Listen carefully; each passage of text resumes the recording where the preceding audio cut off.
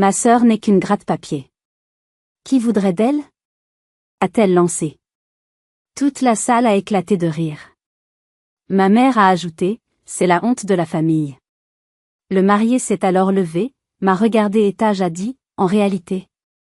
Elle est? Ma mère s'est pétrifiée. Ma sœur s'est évanouie. Merci d'être ici avec moi aujourd'hui. J'espère que tu passes une journée merveilleuse où que tu sois. J'aimerais que tu partages dans les commentaires depuis quelle ville ou quel pays tu nous regardes et quelle heure il est là-bas. Maintenant, commençons notre histoire ensemble. Le carton d'invitation reposait sur la table basse en verre et acier de mon appartement parisien. Sa présence était une anomalie, une tache de luxe ostentatoire dans un univers que j'avais délibérément conçu pour être sobre, fonctionnel, et dénué de tout superflu.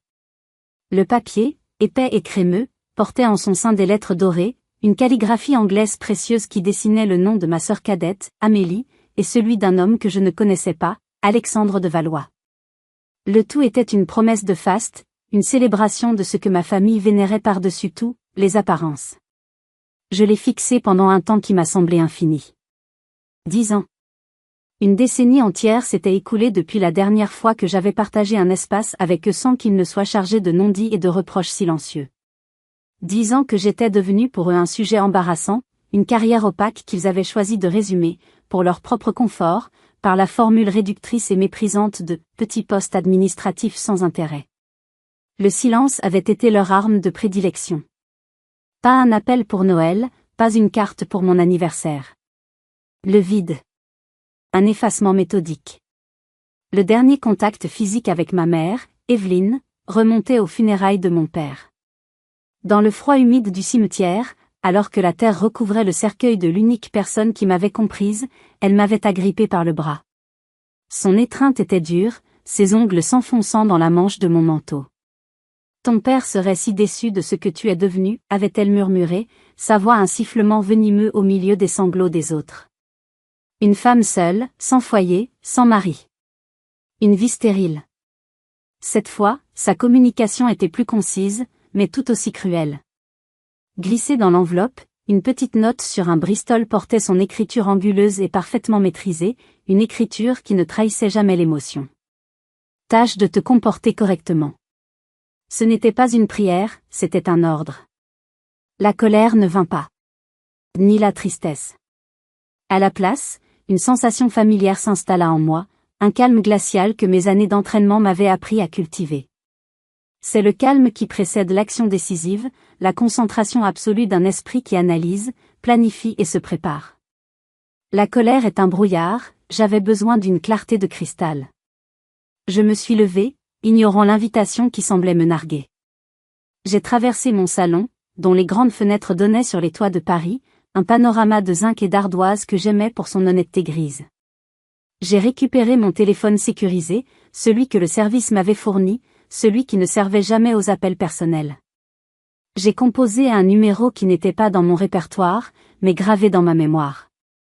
La voix qui a répondu était rocailleuse, usée par le temps mais encore pleine d'une chaleur que je n'avais plus entendue depuis longtemps. Allô? Jean-Luc?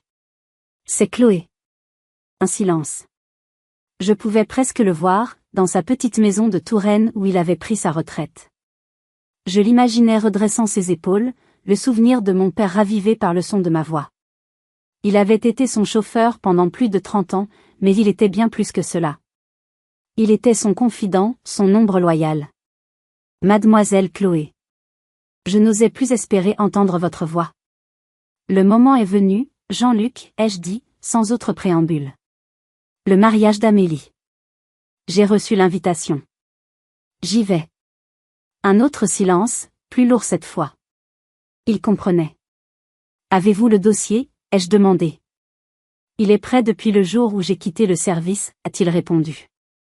Je savais que ce jour viendrait. Votre père, il me disait toujours, Jean-Luc, ils essaieront de l'effacer parce qu'elle est un miroir trop brillant. Mais elle a une colonne vertébrale en acier. Elle saura qu'en frapper. Une vague d'émotion menaça de briser mon calme, mais je la repoussai. Il avait raison. Il est temps. Mon objectif n'était pas une vulgaire vengeance. La vengeance est une chose désordonnée, émotionnelle. Mon but était une rectification de perception.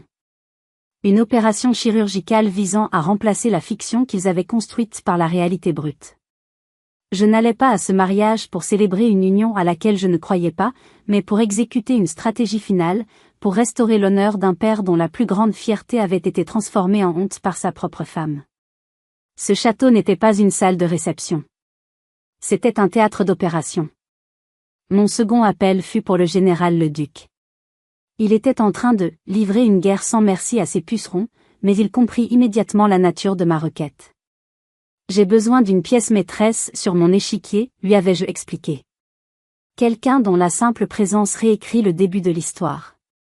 Considérez que votre cavalerie est en route, avait-il répondu en riant. Le lendemain, une enveloppe discrète m'attendait. La clé USB qu'elle contenait était ma boîte de Pandore. Des années de leur vie, documentées par la loyauté discrète de Jean-Luc. Les preuves des acrobaties financières de mon oncle Bernard, les copies des lettres d'Evelyne à sa sœur, pleines d'une amertume venimeuse envers moi, et surtout, les détails précis de l'accord financier qui sous-tendait le mariage d'Amélie. C'était bien plus qu'une simple bombe à retardement. C'était un arsenal. Et j'allais le déployer moi-même, au cœur de leur forteresse de carton-pâte. L'arrivée au château était une expérience sensorielle conçue pour impressionner et intimider. Le crissement des pneus de ma berline anonyme sur le gravier parfaitement ratissé contrastait avec le silence feutré des limousines déjà garées. L'air sentait l'herbe fraîchement coupée, le parfum capiteux des roses anciennes et cette odeur indéfinissable de vieilles pierres et d'argent. Le soleil de fin d'après-midi frappait la façade de tuffeau blanc, faisant scintiller les dizaines de fenêtres comme autant d'yeux scrutateurs. C'était une forteresse de la bienséance, et je m'apprêtais à en violer toutes les règles non écrites. J'ai gravi les marches du perron, mes talons claquant doucement sur la pierre usée. La lourde porte en chêne était ouverte, révélant un hall d'entrée aux dimensions d'une chapelle. Ma mère, Evelyne, se tenait au centre, telle l'araignée au milieu de sa toile. Sa robe de soie vert d'eau semblait capter et refléter la lumière, la faisant paraître presque éthérée. Un mirage de grâce et de perfection. Son regard me balaya, une évaluation rapide et impitoyable. Il s'attarda sur la simplicité de ma robe bleu marine, une création d'un couturier connu pour son minimalisme, puis sur mon visage, probablement à la recherche de signes de fatigue ou de défaite.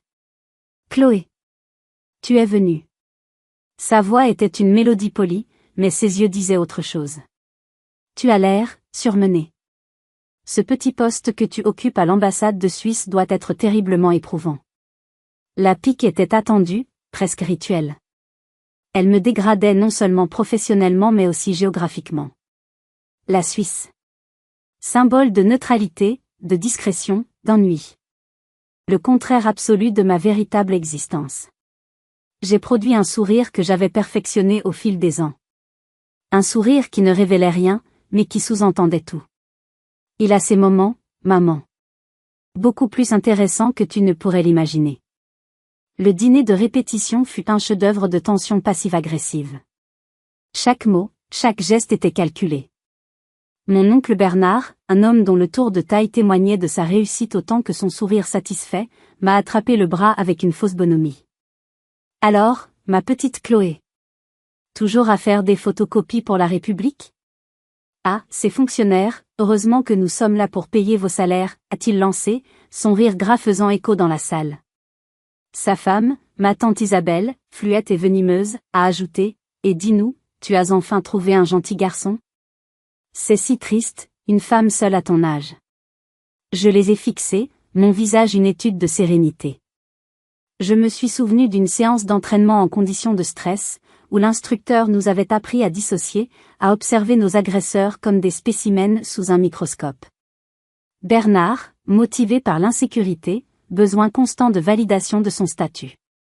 Isabelle, motivée par l'ennui et la jalousie. Des cibles faciles.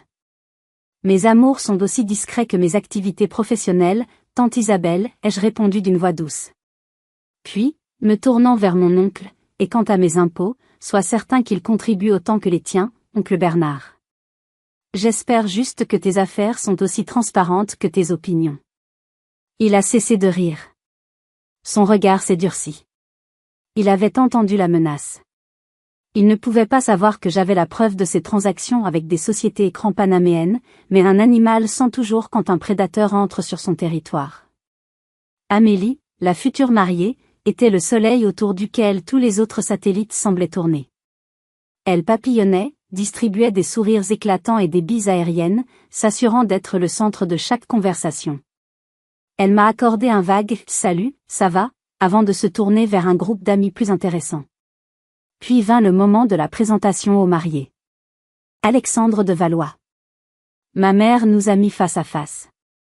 Son malaise était palpable. Il savait qu'il était observé, jugé. Alexandre, je vous présente ma fille aînée, Chloé. La façon dont elle a dit « aînée » sonnait comme une tare. Il m'a tendu une main légèrement moite. Enchanté. J'ai pris sa main. Mon regard ne l'a pas lâché. Je voulais qu'il sente que je voyais au-delà du fiancé de ma sœur, au-delà du nom aristocratique. Je voyais l'homme qui avait survécu à l'enfer. De même, ai-je dit.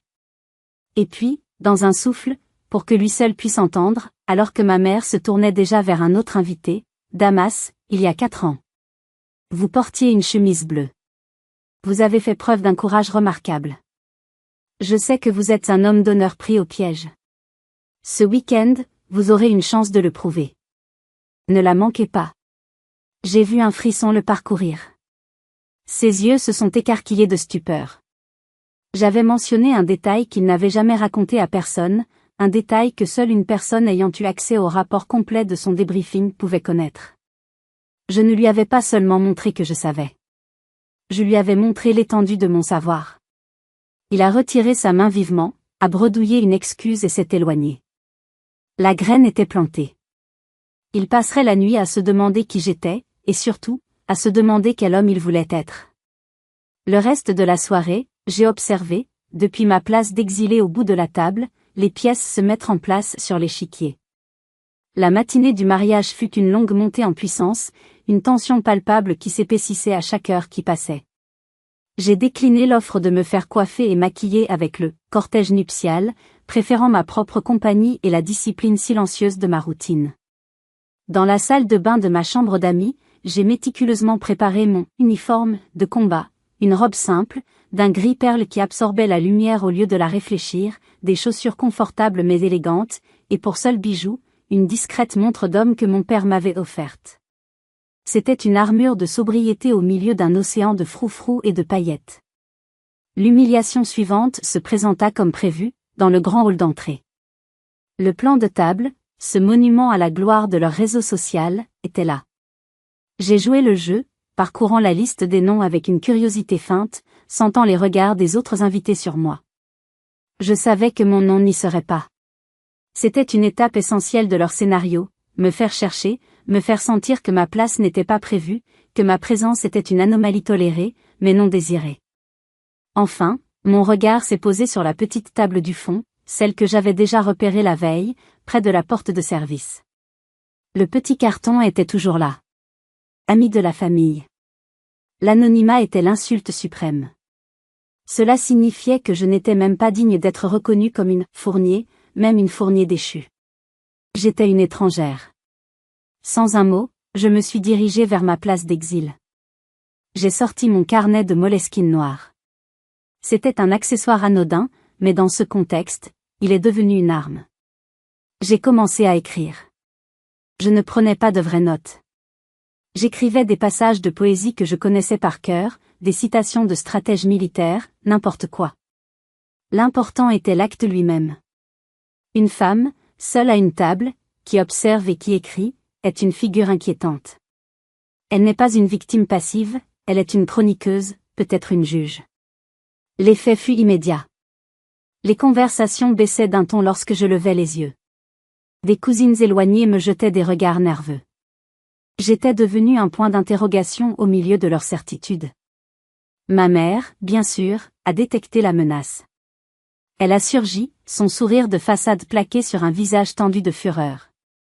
Chloé, je peux savoir à quoi tu joues, siffla-t-elle en se penchant, sa main se posant sur mon carnet comme pour l'arracher. J'ai posé ma propre main sur la sienne, un contact froid et ferme qui l'a surprise. Je ne joue pas, maman. Je travaille. Je documente.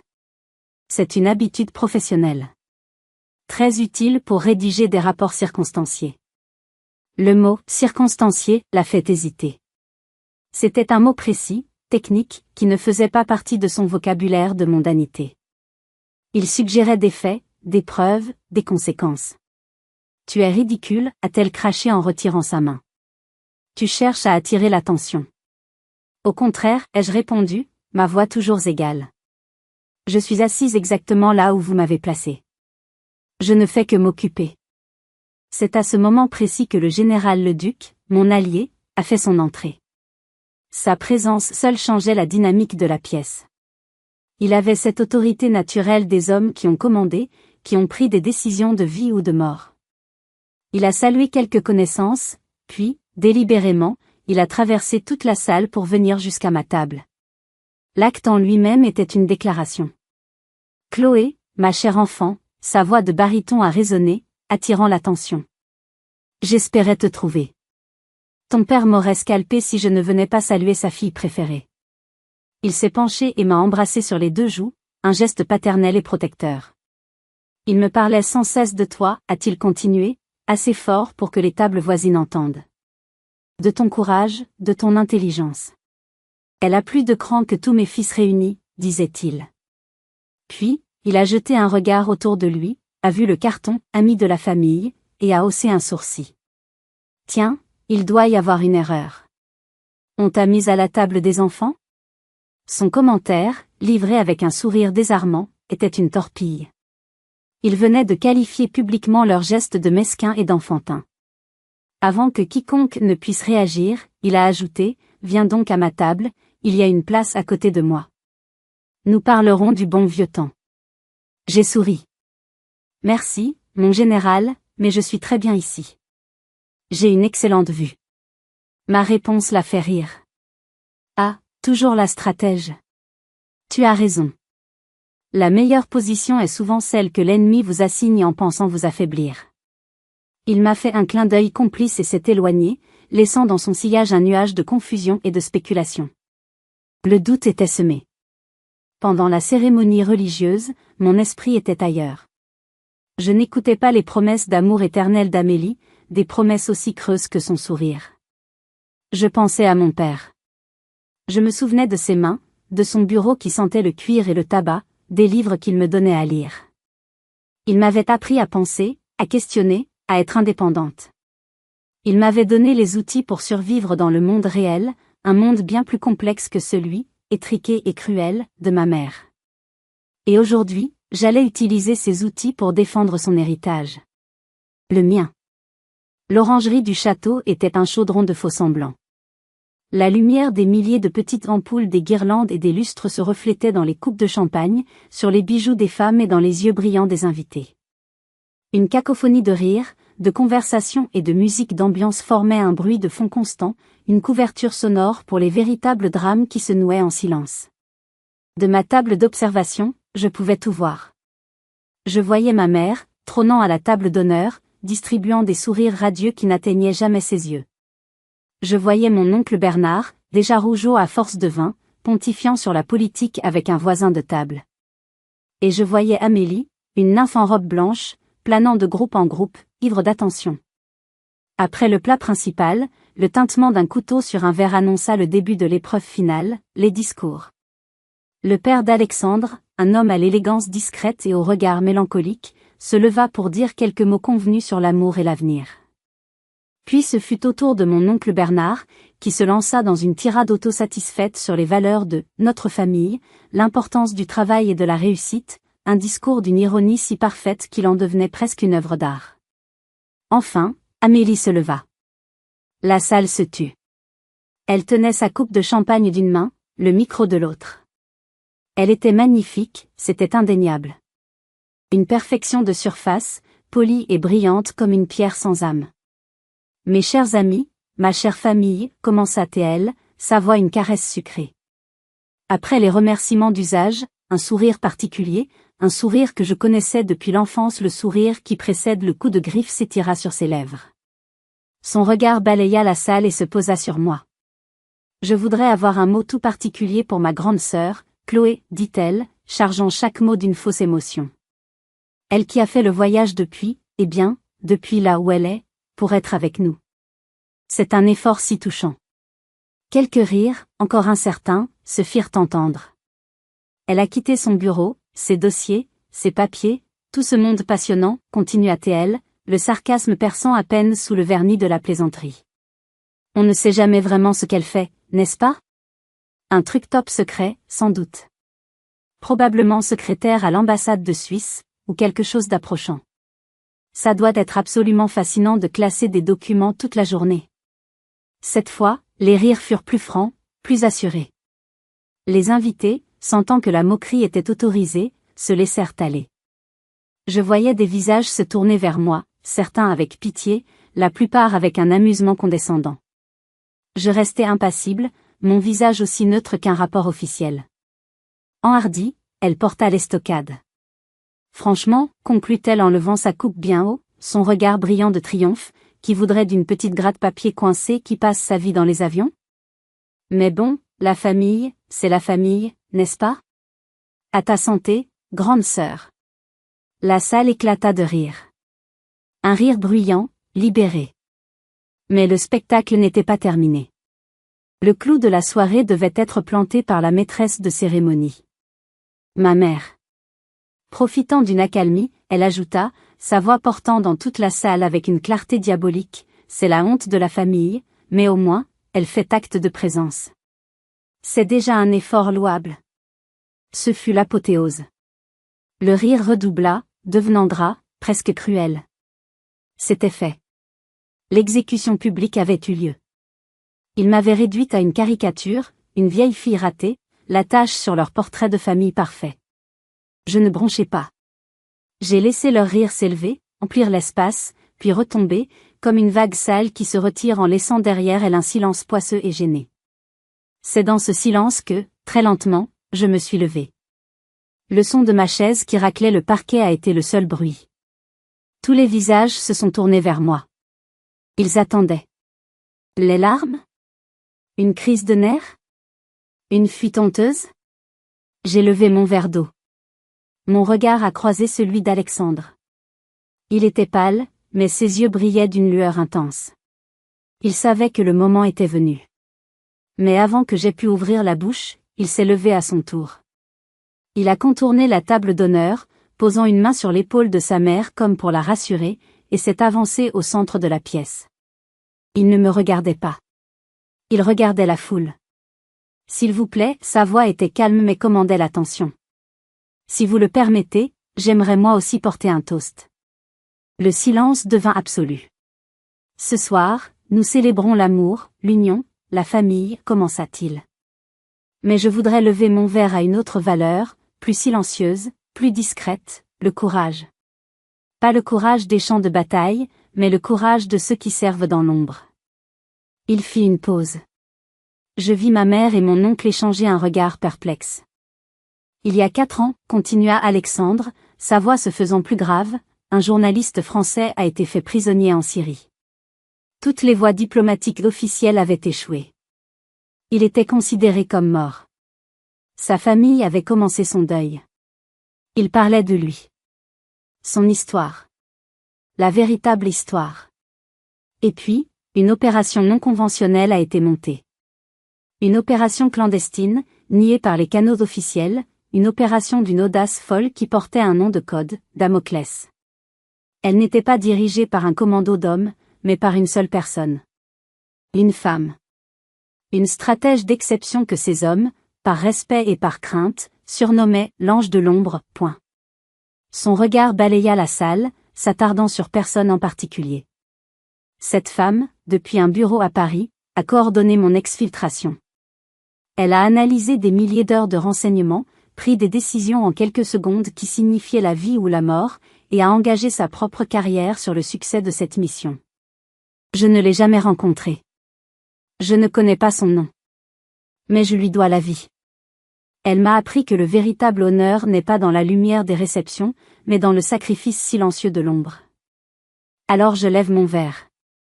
À sa santé. Un murmure confus parcourut l'assemblée. C'était une belle histoire, Mais quel était le rapport? Amélie le regardait, la bouche entr'ouverte, trahie. Ma mère semblait furieuse que son gendre ait osé voler la vedette à sa fille avec cette anecdote déplacée. C'est là que la seconde partie de la fusée a été mise à feu. Le général Leduc, qui était resté silencieux jusqu'alors, se leva lentement. Toute sa personne respirait l'autorité. Il tenait son verre de vin. Alexandre a raison, sa voix de baryton emplit la salle sans effort. L'honneur est dans le silence. Mais ce soir, si vous me le permettez, je vais trahir ce silence. Juste pour un instant. Il se tourna lentement, délibérément, dans ma direction. Son regard croisa le mien par-dessus les têtes des invités. Et il leva son verre bien haut. Alexandre ne connaît pas son nom, déclara-t-il, chaque mot se détachant avec une précision chirurgicale. Mais moi, je la connais. Alors je lève mon verre. À la santé de l'ange de l'ombre. Il fit une pause dramatique, ses yeux toujours fixés sur moi. Madame la directrice, votre père aurait été au-delà de la fierté. Il but son verre. Le mot. Le titre. Madame la directrice. Il flotta un instant dans l'air, puis explosa dans l'esprit des gens. Un frisson collectif parcourut la salle. L'ancien ministre à la table du général se leva à son tour. Il leva son verre vers moi et but, un signe de respect sans équivoque. Puis un banquier d'affaires de renom, qui avait des contrats avec l'État. Puis une célèbre avocate spécialisée en droit international. Un par un, une dizaine des personnalités les plus influentes de la pièce se levèrent, me saluant de leur verre, créant une aide d'honneur silencieuse et dévastatrice. La réalité venait de s'abattre sur ma famille avec la force d'un missile. Ils n'avaient pas seulement humilié une parente pauvre. Ils avaient insulté publiquement un haut personnage de l'État, une héroïne de l'ombre, devant ses pairs. Le visage de ma mère se décomposa, passant par toutes les nuances de la honte et de la terreur. Mon oncle Bernard semblait avoir vieilli de 10 ans en 10 secondes. Amélie laissa échapper un gémissement étranglé, un son d'animal blessé. Ses yeux se révulsèrent. Elle chancela, puis s'effondra lourdement sur le sol, sa robe blanche s'étalant autour d'elle comme un linceul. Le château de cartes, si patiemment construit, venait de s'écrouler dans un silence assourdissant. Le spectacle de l'effondrement d'Amélie fut le signal de la débandade. Le chaos qui s'ensuivit ne fut pas bruyant, mais ordonné et implacable, ce qui le rendit encore plus cruel. Il n'y eut pas de cris, mais des chuchotements précipités. Les musiciens, comprenant qu'une catastrophe venait de se produire, rangèrent leurs instruments avec une hâte discrète. Les serveurs, auparavant si présents, devinrent des fantômes, s'éclipsant par les portes de service. Je suis resté debout, immobile au milieu du désastre, la dernière pièce stable dans un monde qui venait de basculer. Je regardais ma mère, pétrifiée sur sa chaise, incapable d'aller aider sa fille évanouie. Son esprit était paralysé par l'ampleur de sa bévue. Je regardais mon oncle, qui tentait maladroitement de se frayer un chemin vers Amélie, bousculant une demoiselle d'honneur en pleurs. Et je regardais Alexandre, qui n'avait pas bougé, observant la scène avec une distance quasi clinique. Il avait allumé la mèche et regardait maintenant l'incendie se propager. Puis, sans un mot, j'ai reposé mon verre sur la nappe. J'ai fait un léger signe de tête en direction du général Leduc, un remerciement silencieux. Il m'a répondu par un clin d'œil. La mission était accomplie. Il était temps de quitter la zone d'impact. Je me suis retourné et j'ai commencé ma longue marche vers la sortie. L'atmosphère avait radicalement changé. Si, à mon arrivée, on m'avait ignoré, maintenant, on me craignait. Les invités s'écartaient sur mon passage, formant une allée silencieuse. Les regards n'étaient plus condescendants, mais remplis d'un mélange de respect, de curiosité et de peur. J'étais passé du statut de paria à celui de puissance énigmatique. Près de la sortie, un homme d'affaires que je savais être un important fournisseur du ministère de la Défense s'est approché de moi. Madame, toutes mes félicitations pour, enfin, pour tout, a-t-il bafouillé. Si jamais vous avez besoin de quoi que ce soit. J'ai hoché la tête poliment et j'ai continué mon chemin. La dynamique du pouvoir venait de s'inverser de manière spectaculaire. L'air frais de la nuit du Val-de-Loire me frappa comme une libération. J'ai inspiré profondément, l'odeur du jasmin et de la terre humide chassant le parfum suffocant des fleurs coupées et de l'hypocrisie. Une voiture aux phares éteints s'est avancée depuis l'ombre des grands arbres. Sophie était au volant. Elle m'a ouvert la portière sans un mot. Je me suis glissée à l'intérieur. Le silence dans l'habitacle était réconfortant. Sophie a démarré et la voiture s'est éloignée du château, cette grande bâtisse blanche qui ressemblait maintenant à un mausolée illuminé. Nous avons roulé plusieurs minutes avant qu'elle ne parle. Je dois avouer, dit-elle, son regard fixé sur la route, que c'était plus efficace qu'un missile de croisière. Pas de dommages collatéraux, cible parfaitement neutralisée. Un sourire, le premier vrai sourire de la soirée, s'est dessiné sur mes lèvres. L'objectif était la neutralisation de leur principale capacité de nuisance, leur réputation. Maintenant qu'ils sont exposés, la suite sera plus simple. La suite, demanda Sophie, surprise. Je pensais que c'était terminé. Ça, c'était la phase 1, ai-je expliqué. La reconnaissance et la frappe initiale. Maintenant, commence la phase de consolidation. Il faut s'assurer que l'ennemi ne puisse pas se regrouper et contre-attaquer. Pendant ce temps, à l'intérieur du château, la soirée tournait à la Bérésina. Les invités les plus prestigieux, ceux dont la présence validait le statut social de ma famille, trouvaient des excuses pour partir. Chacun d'eux, en passant près de la table du général le duc, lui adressait un salut respectueux, une manière de signifier qu'il n'était pas dans le camp des « ignorants ». Amélie avait été transportée dans une chambre à l'étage. Alexandre avait refusé de l'accompagner, déclarant à une belle-mère médusée qu'il avait besoin de prendre l'air. Il était en train de rompre les amarres. La nouvelle, ou plutôt la rumeur, se propageait déjà par SMS et par appel discret dans le petit monde où tout se sait. Tu ne devineras jamais ce qui s'est passé au mariage des Fournier, la sœur, celle dont personne ne parle jamais, il paraît que c'est un ponte des services secrets, ils l'ont traité comme une moins que rien, le marié l'a défendu publiquement, un scandale monumental. Leur château social, bâti sur des décennies de snobisme et de relations soigneusement cultivées, venait de prendre un coup fatal. Les fondations, que je savais fragiles, étaient en train de céder. Et je m'apprêtais, dans les jours à venir, à retirer les quelques piliers qui le maintenaient encore debout. Tu es diabolique, a murmuré Sophie avec une pointe d'admiration. Non, ai-je répondu. Je suis une professionnelle. Et ils viennent de me déclarer la guerre sur mon propre terrain. Ils n'avaient aucune chance. La semaine qui a suivi le mariage a été d'un calme plat en surface, mais frénétique dans les coulisses. Je n'ai reçu aucun appel.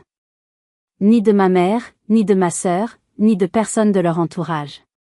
C'était un silence de stupeur, le silence qui suit une explosion avant que l'on ne mesure l'étendue des dégâts. Ils étaient probablement en train de panser leur plaie, de tenter de comprendre ce qui leur était arrivé, et surtout, de mesurer l'ampleur de la menace que je représentais désormais. De mon côté, je n'ai pas attendu. En stratégie, l'initiative est essentielle. Il fallait maintenir la pression, ne pas leur laisser le temps de se réorganiser ou de construire une contre-narration. Le lundi matin, j'ai activé la phase 2.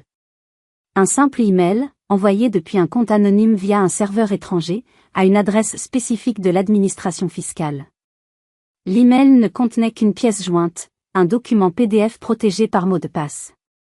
Le mot de passe était « Damoclès ». Le document contenait une analyse détaillée, mais concise, des flux financiers entre la société de conseil de mon oncle Bernard et une série de sociétés écrans basées au Luxembourg et à Chypre. Il n'y avait aucune accusation, juste des faits, des chiffres, des dates. Une invitation à regarder de plus près. Je savais que la curiosité d'un inspecteur des impôts spécialisé, piqué par un dossier aussi bien monté, ferait le reste. L'érosion avait commencé. Ensuite, je me suis occupé du cas d'Amélie. Une confrontation directe aurait été stérile. Elle se serait réfugiée dans le déni, les larmes, le rôle de la victime incomprise. J'ai donc opté pour une approche plus personnelle. La guerre psychologique. J'ai utilisé un service de coursier international, garantissant l'anonymat de l'expéditeur. J'ai envoyé à son domicile parisien une petite boîte. À l'intérieur, il n'y avait ni lettres, ni menaces. Juste une seule photographie, un tirage de haute qualité. C'était une photo d'elle et moi, à l'adolescence, lors de vacances en Grèce. Nous sourions à l'objectif, mais derrière moi, on pouvait voir Amélie, en arrière-plan, en train de verser discrètement du sel dans mon verre. C'était un petit acte de méchanceté enfantine, un souvenir que j'avais presque oublié. Mais le message était clair, et à plusieurs niveaux. Premièrement, je me souviens de tout, depuis le début. Ta cruauté n'est pas nouvelle. Deuxièmement, et c'était le plus important, le papier photo sur lequel le tirage avait été fait provenait d'un laboratoire professionnel basé à Istanbul. Istanbul. La ville où sa trahison avait failli me tuer. Pour n'importe qui d'autre, ce n'était qu'une photo. Pour elle, c'était la preuve que je savais tout. Pas seulement pour l'humiliation au mariage, mais pour le vrai crime, le secret qu'elle pensait enterrer à jamais. Je n'avais pas besoin de lui parler. La photo parlait pour moi. Elle allait vivre chaque jour dans la peur de ce que je savais d'autre, et de ce que je pourrais faire de ce savoir. La réaction de ma mère ne s'est pas fait attendre. Elle a sonné à l'interphone de mon immeuble un jeudi soir. Sa voix, habituellement si assurée, était tremblante. « Chloé, c'est maman. Ouvre-moi, je t'en prie. » Je l'ai laissée monter. Elle semblait avoir vieilli de 20 ans. Son maquillage impeccable ne parvenait pas à cacher les cernes sombres sous ses yeux. Son fameux maintien royal avait été remplacé par une fragilité nerveuse. Elle n'a pas pris la peine de s'asseoir. Elle est restée debout au milieu de mon salon, son sac à main serré contre elle comme un bouclier. « Qu'est-ce que tu veux, Chloé ?» a-t-elle demandé, sa voix un mélange de supplication et de rage contenue. « Arrête ça. Bernard, il a des problèmes. De très gros problèmes. Et Amélie, elle est malade de peur.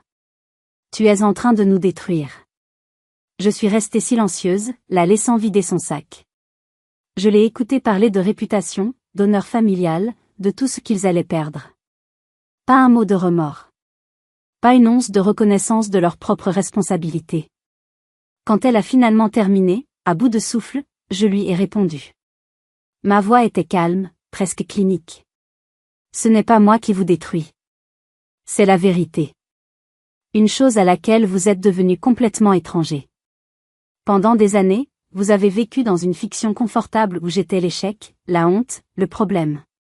Cela vous permettait de ne pas regarder vos propres failles. Le problème, ce n'est pas que je vous attaque. C'est que j'ai cessé de jouer mon rôle dans votre pièce. Mais nous sommes ta famille, a-t-elle pleuré, jouant sa dernière carte, celle du chantage affectif. Une famille protège, ai-je rétorqué, chaque mot pesé. Une famille soutient. Elle n'humilie pas. Elle n'efface pas. Elle ne trahit pas. Ce que vous appelez « famille », maman, est une alliance d'intérêts basée sur la préservation des apparences. Et je n'en fais plus partie. Elle s'est effondrée sur mon canapé, finalement vaincue. Qu'est-ce qu'on peut faire, a-t-elle sangloté. Dis-moi ce que tu veux, et je le ferai. C'était le moment que j'attendais. Le moment de la capitulation. Je me suis assise en face d'elle, non pas sur le canapé à ses côtés, mais sur un fauteuil, maintenant une distance professionnelle. Je ne veux pas de votre argent. Je ne veux pas de vos excuses, car elles seraient fausses. Je veux une rectification, ai-je dit. Je vais vous proposer un choix. Une alternative. Une dernière chance de sauver non pas votre fortune, mais ce qui reste de votre dignité.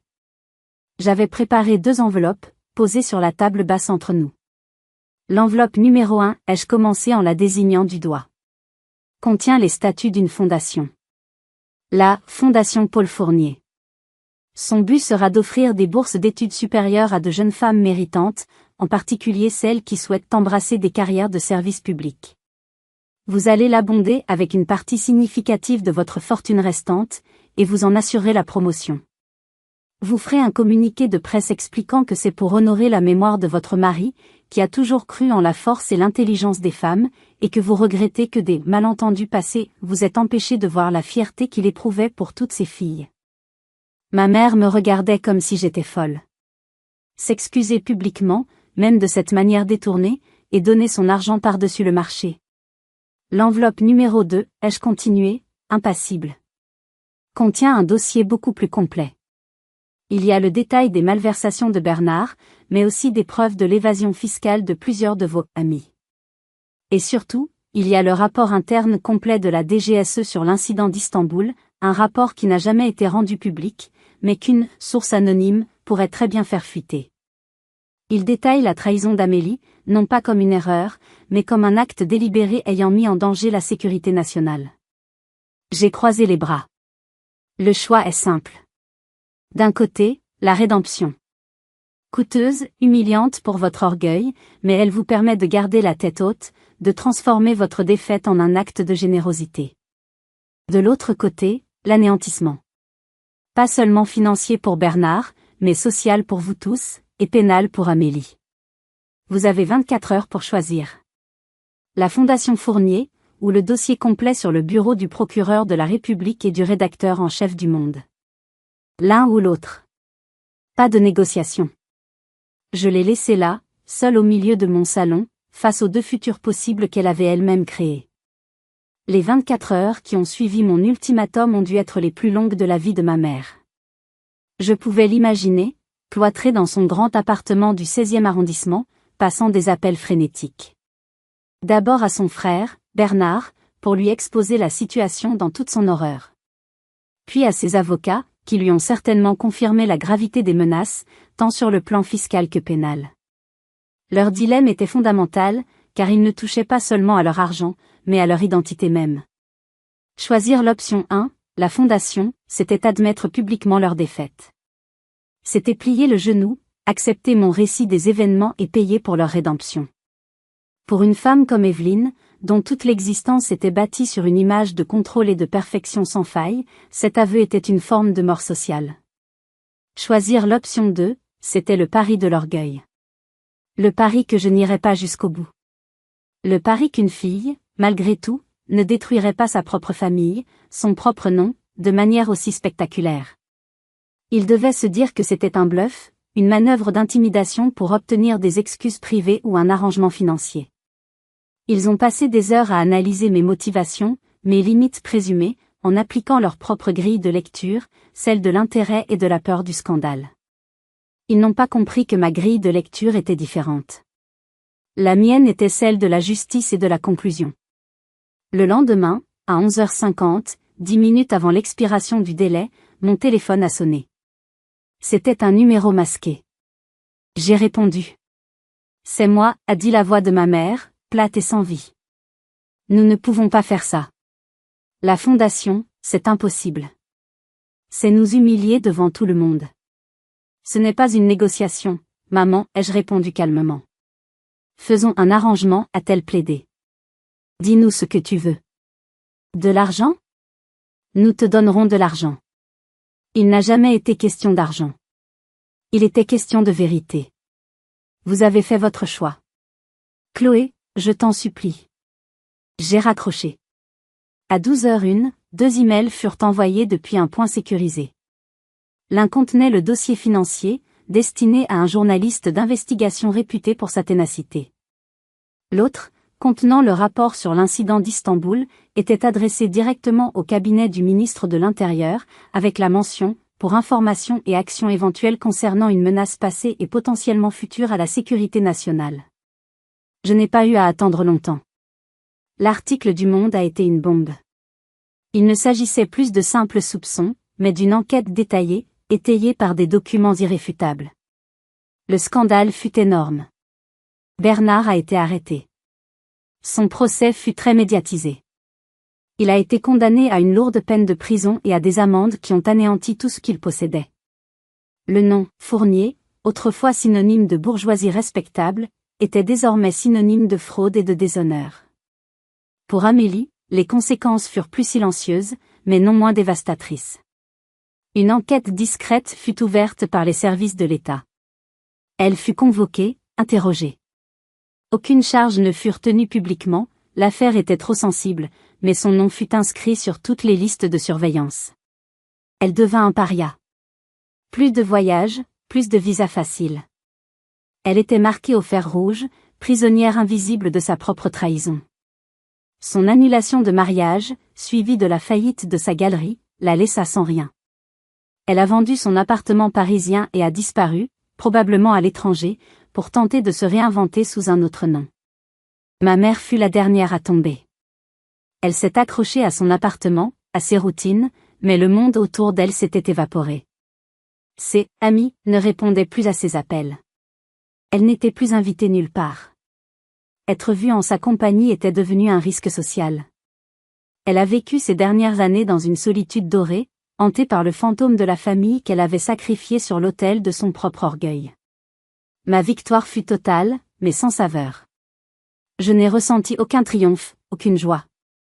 Juste le vide laissé par une tâche nécessaire. C'était comme nettoyer une scène de crime.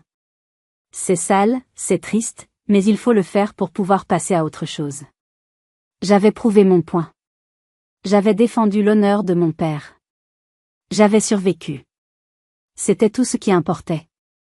Le château de cartes s'était effondré, et sur le terrain vague qu'il laissait, je pouvais enfin envisager de construire ma propre maison. Les années ont glissé les unes sur les autres, comme les vagues qui viennent mourir sur le sable de ma plage. 5 ans, puis 6. Le temps, ici à Belle-Île, a une texture différente. Il n'est pas un ennemi qui vous presse, mais un compagnon qui marche à vos côtés. J'ai officiellement quitté le service il y a 3 ans. La décision a été facile à prendre. Le monde des secrets, des doubles fonds et des tensions permanentes avait perdu son attrait. J'avais mené ma dernière, et plus personnelle, opération. La paix qui a suivi n'était pas un objectif, mais une conséquence. J'ai acheté cette maison en pierre face à l'océan, une sentinelle de granit qui regarde l'horizon infini. Mes journées sont simples. Je me lève avec le soleil. Je marche des heures sur le sentier côtier, le vent salé fouettant mon visage, nettoyant les dernières scories du passé. J'ai installé un atelier dans une des pièces de la maison, et je peins. Pas des chefs-d'œuvre, mais des toiles abstraites, pleines des couleurs de la mer et du ciel, des bleus profonds, des gris tumultueux, des blancs éclatants. C'est une autre forme de langage, plus honnête que les mots.